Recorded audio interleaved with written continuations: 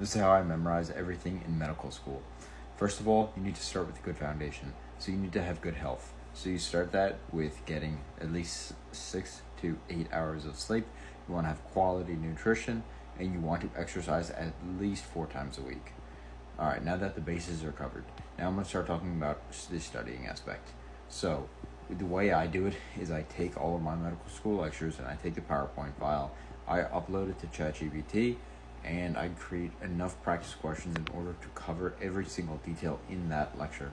If you are on a time crunch, have ChatGPT sort the high-yield information only. But ideally, you want to cover every single piece of information in that PowerPoint, as long as it's going to be tested.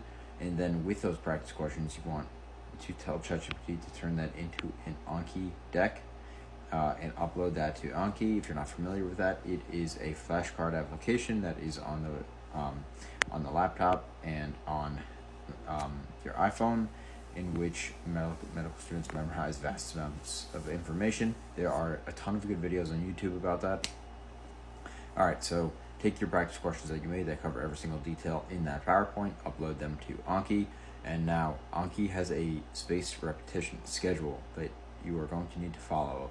So do the first set of practice questions on the day that you watch or read the lecture. Then, if you are following Anki's schedule, you will see those questions again the next day, and then in 3 days, and then in 7 days, assuming that you are getting them all correct. If you're not getting them correct, which is fine, you shouldn't get them all correct. You're learning the information. A lot of them should be incorrect. You're going to keep seeing them until you start getting them correct, and then you will go on that schedule of that spaced repetition schedule. And then, prior to the exam, what I would do is read over any high yield review sheets, or watch on your search up on YouTube. You just search the topic and look up high yield YouTube videos on the topic.